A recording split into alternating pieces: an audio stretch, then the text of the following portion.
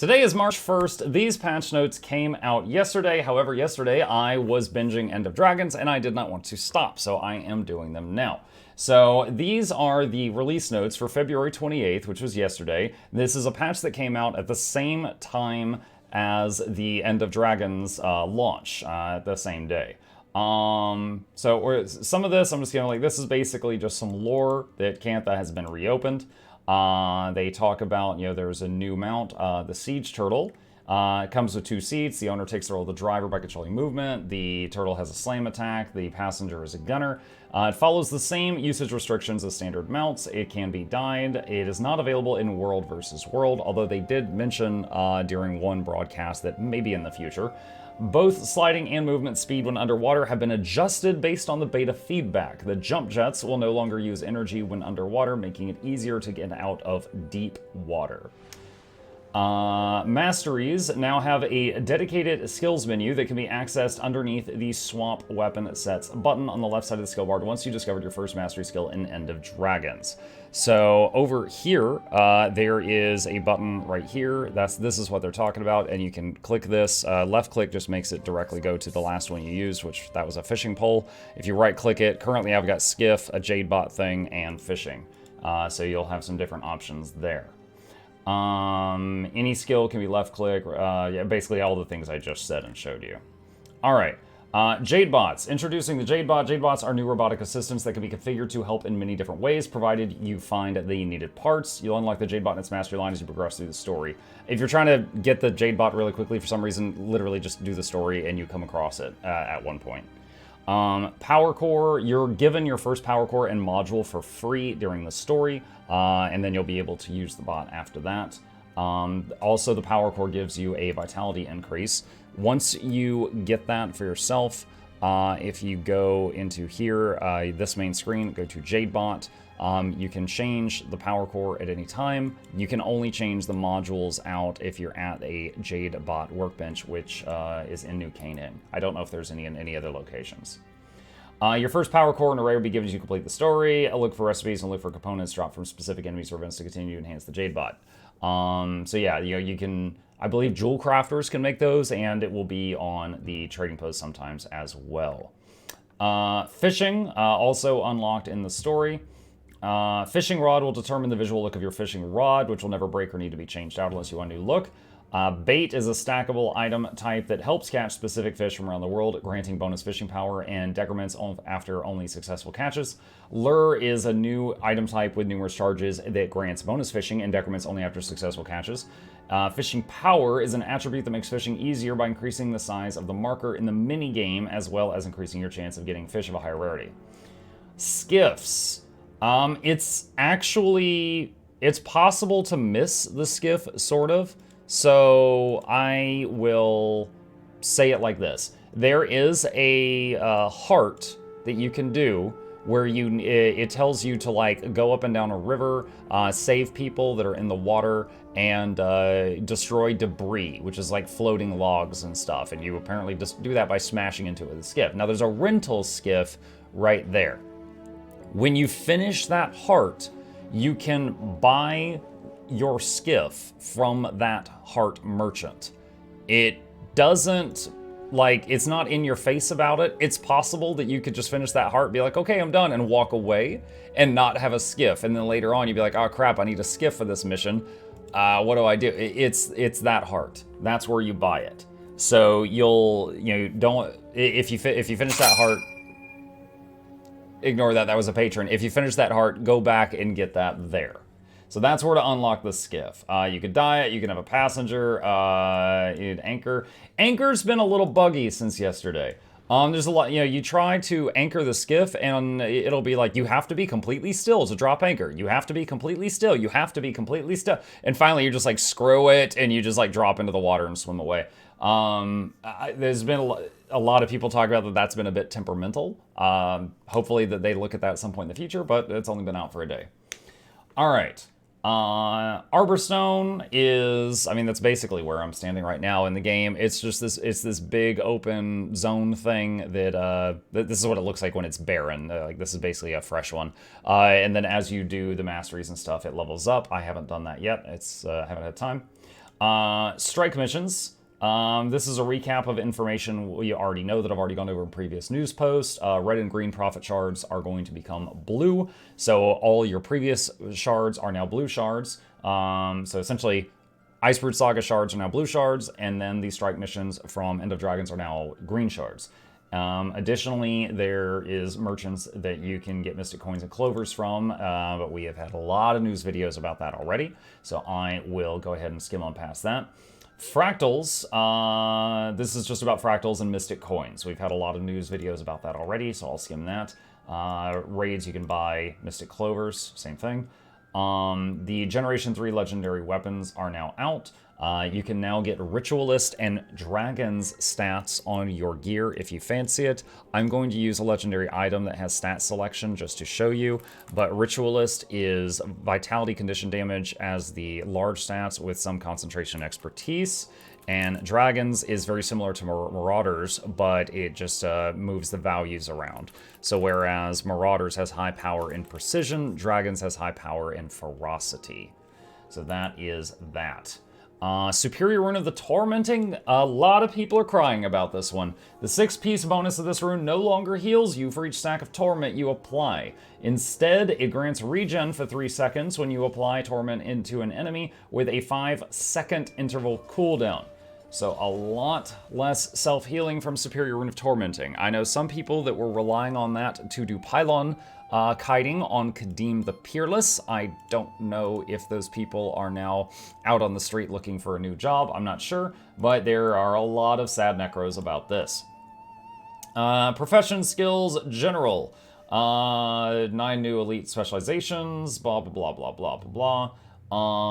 With the introduction of so many new support roles, we are standardizing most skill and trait effects have a target cap of 5 so that new and old boon support options will be viable and compete on a level playing field. A notable exception for now is Warrior Banners and Ranger Spirits, which are still 10-man. Changes to them have not yet occurred. We're taking time to plan good changes, and a significant rework will come in a future update. They have mentioned in the past that that future update will be in the summer, but yeah, right now that's what they say. So, changes. Tempest, Shout skills, target cap of 5. Tempestuous area, target cap of 5. Elemental shielding, half a second of additional protection in PvP. Latent stamina, more endurance in PvP. Elemental bastion, much more healing in PvP. Feel the burn now has an extra ammunition in PvP. Glyph of renewal, much longer cooldown in PvP. And then they unlock the catalyst. Engineer flamethrower. The napalm, this is kind of odd to me, but, you know, okay, I'm just reporting the news right now. Napalm is this. It's the firewall thing that I don't know if it's ever killed anything ever. It's not one of the skills the flamethrower is most known for, just because of the damage of it. It got a bit of a nerf. The burn duration per pulse has been reduced from 3 seconds to 2 seconds. Okay. Scrapper Impact Savant. The percentage of strike damage dealt that converts to barrier on you has been reduced to 5% in PvE. Now, it was 10%. So there was a Scrapper build. It was, you know, it's really good for open world, where basically they run around and as long as they were hitting things, they were generating barrier. And then that barrier reduced the damage they were taking, and it made them kind of sturdy, and it was really chill open world build. This cuts the amount of passive barrier they were making in half. So that is going to hurt a little bit in open world, but there are a lot of other options in open world, but I'm not really sure what it was that sparked this. PvP splits. We've already done a talk on this, but Flame Jet, that is the Flamethrower 1, so that's just, you know, just spamming this basically. Flame Jet reduced the power coefficient per hit from 0.25 to 0.15. That is a 40% nerf in PvP only. So this is targeted at the people that run around PvP and they just spam Flamethrower 1 at you. Flame Blast. Now Flame Blast is this. It does more damage if the orb hits you, but if you're just within the radius, you do get hit with a burn. Flame Blast burning duration increased by 2 seconds.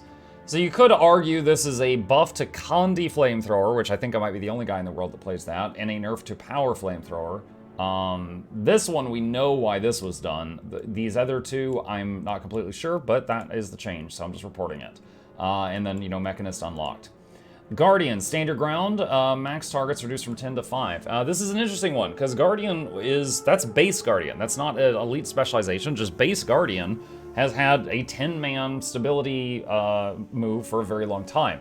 This is very good for any raid where you needed to, like Slothosaur, he would fear your whole raid. One Guardian in the raid of any spec running stand your ground could take care of that whole problem. Now you have to put at least a little more thought into it, I guess. So, you know, Guardian in each group, or Ranger Protect Me in one group could take care of that. Scrapper, I think with bypass coding might be able to take care of that, but there's different options. Now we need more. Yeah, I mean, yeah, you could solve the problem with more Guardians, but there you go. Dragon Hunter, Procession of Blades, damage reduced by 20%, cooldown decreased from 25 to 20.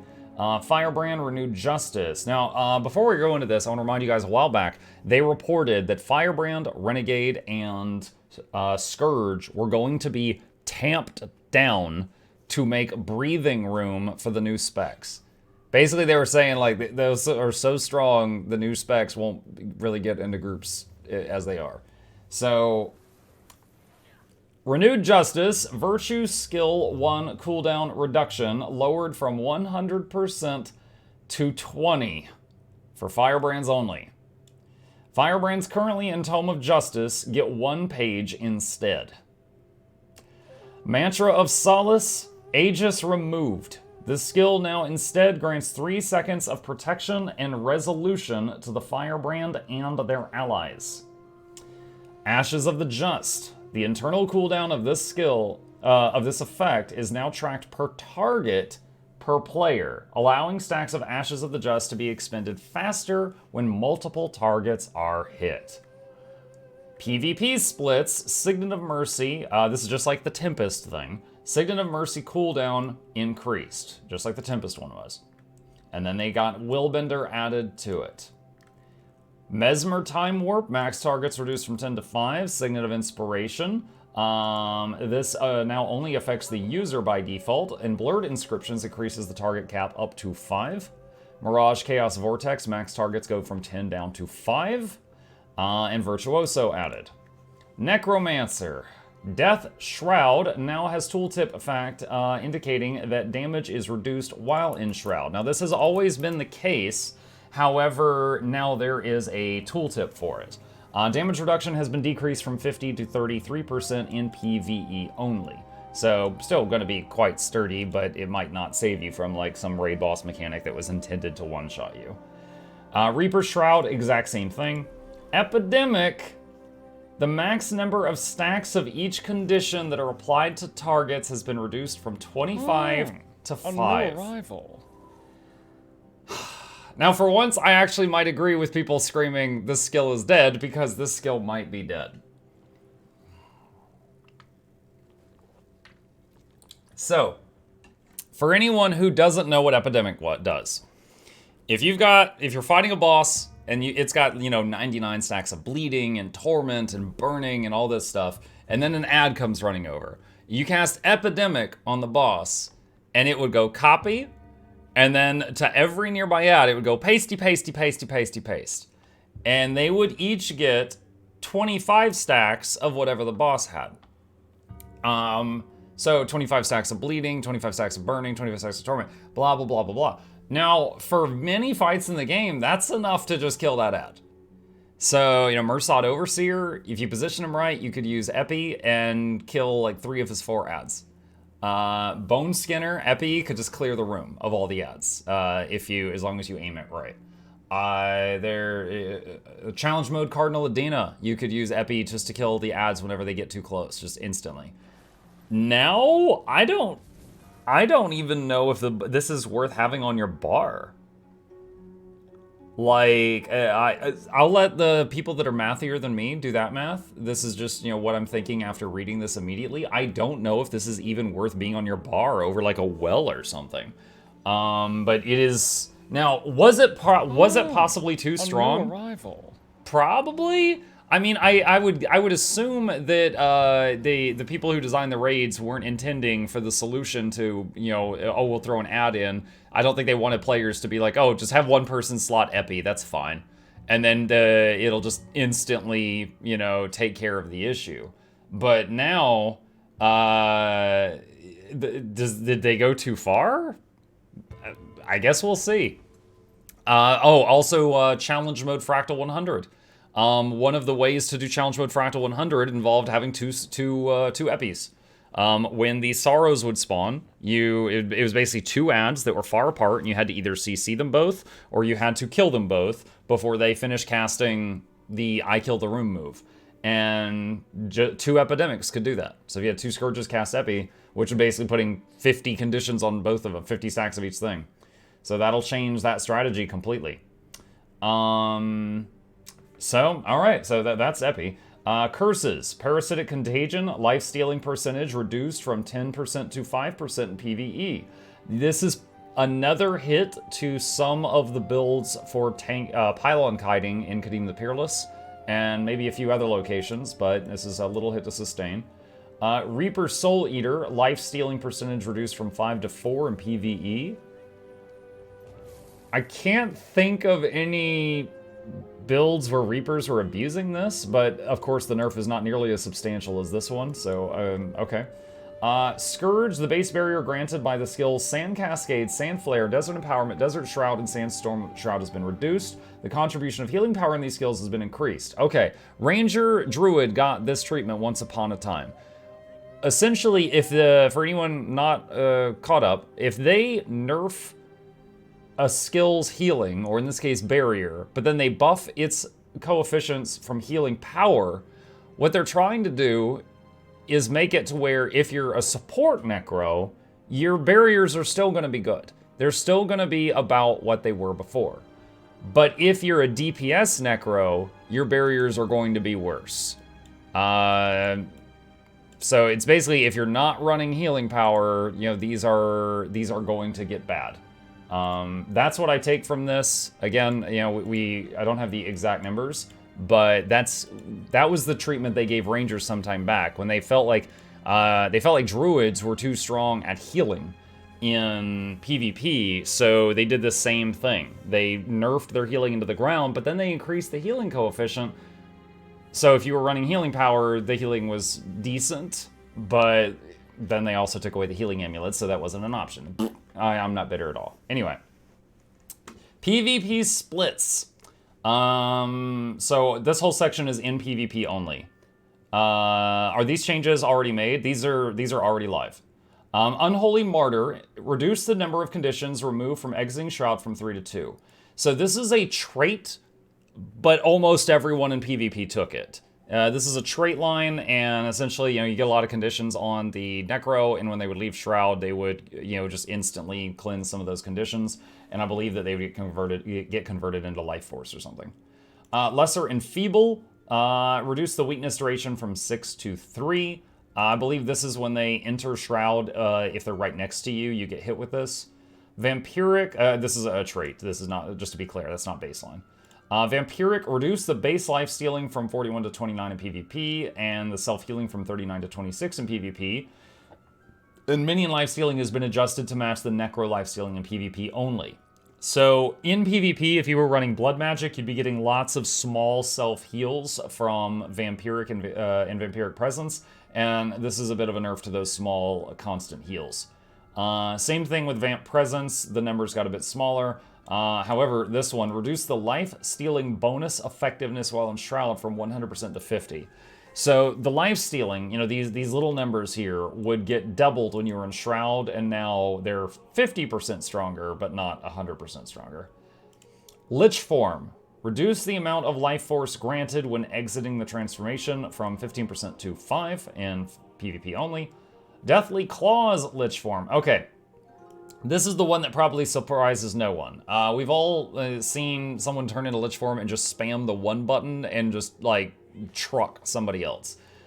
That's Deathly Claws. So they are reducing the power coefficient from 2.34 to 1.64. So about a third. They're taking about a third of the damage away. And we'll see if that's enough. I absolutely think that this needed to be done, like whether you were running Condi or Power. I mean, if in Condi, you know, Condi Necros would often run Carrion Amulet, which had 1,000 power on it anyway. But it was like almost no matter the build of the Necro in PvP, Lich Form hit like a truck. Like, it's stupidly hard. And it was like, if you don't have block projectiles or something to line of sight behind or reflect, you were dead. So, yeah, I'm only surprised this didn't happen a long time ago. Summon Flesh Worm. For non-necro players, they summon the worm, and then they can hit the button again to teleport to the worm, which kills the worm, so it's an emergency move. Increase the cooldown from 32 to 40. Wait, what is that? What is that bird orange vest behind you? What? Oh. Kestra Watchkeeper. He works for OSHA. Yeah, he's wearing the reflective gear. He's OSHA approved. And then Necro got the Harbinger. All right, Ranger, Grace of the Land. This is the 10-man might has been reduced down from 10 targets to 5. Druid no longer does 10-man might. New elite specialization, Untamed. That's it. That's all for Druid right now. Reminder that Warrior Banners and Ranger Spirits are getting tweaked in the summer. Revenant. Forced Engagement. This skill now requires the Revenant to face their target. The radius for attacking extra targets has been reduced from 360 to 180, and range reduced from 1200 to 600. Big hit to the range. Fixed a bug that caused legend swapping to activate certain sigils that activate for weapon swapping. So that's just a bug fix. Battle Scars. Very popular trait. Damage and healing in PvE has been reduced to be 2 times the power of this effect in PvP. The PvP effect of Battle Scars is unchanged. Herald. The number of max targets of all facet skills has been reduced from 10 to 5. Facet of Darkness, Gaze of Darkness fixed a bug that was causing the skill to affect units within 900 instead of intended 600. So just a bug fix. And Shared Empowerment, max targets reduced from 10 to 5. Renegade. Spirit Crush. This skill can now be fired at ground locations behind the player. Lasting Legacy. This trait no longer increases the target cap of orders from above. So that's, I believe that is what leads to 10-man Alacrity. But yeah, the 10-man Alac is now 5-man Alac. And then they get the Vindicator. Thief. Critical Strikes. Invigorating Precision. The percentage of life stealing from critical strikes has been reduced. Previously, thieves gained 10% of the critical hit damage plus an additional 10% with Fury. Now they get 4% crit hit damage plus additional 2% with Fury. Wow. That's quite a bit. That is quite a bit. They are really tackling life stealing just almost across the board here, aren't they? This is the 3rd class with lifesteal nerfs like this. Chat says the legend swap, triggering weapon swap was a bug, quote unquote, for 7 years. LMAO. So it was probably something that was there for so long that people just assumed it was part of the intended gameplay, and then they finally said something, I guess. I freely admit I group with revs all the time. I don't play one. I don't enjoy the energy system. It's not for me. Let's see. PvP splits. Smokescreen. Now, we recently did a video on this. Smokescreen, Hide and Shadows, Blinding Powder, and Shadow Rejuve got a nerf. Field duration from 7 seconds to 4. Hide and Shadows, 30-second cooldown increased to 40. Blinding Powder, 40-second cooldown to 50. And Shadows Rejuve base healing reduced. I believe they said something. There was a patch note on this. They said something along the lines of like they wanted thieves to be invisible less often. But that's what all this stuff is targeted at. Do you proc sigils upon entering or leaving Celestial Avatar? Celestial Avatar, I know that there is a, so like Quick Draw, a ranger trait which procs on weapon swap, does proc for Celestial Avatar. I've never tested with sigils, but because I use passive sigils, not active ones, so it's possible. And yeah. So it makes sense. And then engineers do weapon swap sigils will proc on kit swaps. And then they got Spectre. All right, Warrior Spellbreaker. Sun and Moon style. Life stealing percentage from crit strikes reduced from 7 to 4% in PvE. So this is yet again a life steal nerf for PvE. Oh boy, he coming. Dang boy, he thick. Ignore that. That was a patron. You too can join our patron and interrupt my patch notes. There you go. Exclamation patron. Let's see. And then they get access to Blade Swords. Not a lot for Warrior there, but Warrior and Ranger changes are heavily coming in the summer. World Polish. The level 80 boost will now award Acolyte's armor skin for Mesmer, Ellie, and Necro characters. General nearly completed achievements now update immediately when filters are applied. Bounty effect system. The survivor effect status was particularly frustrating to fight and has been updated to block fewer attacks at higher scales. Additionally, its internal cooldown has been increased from 10 to 20 seconds. The duration has been reduced from 150% uptime to 50% uptime, and the initial block count has been increased from 1 to 3.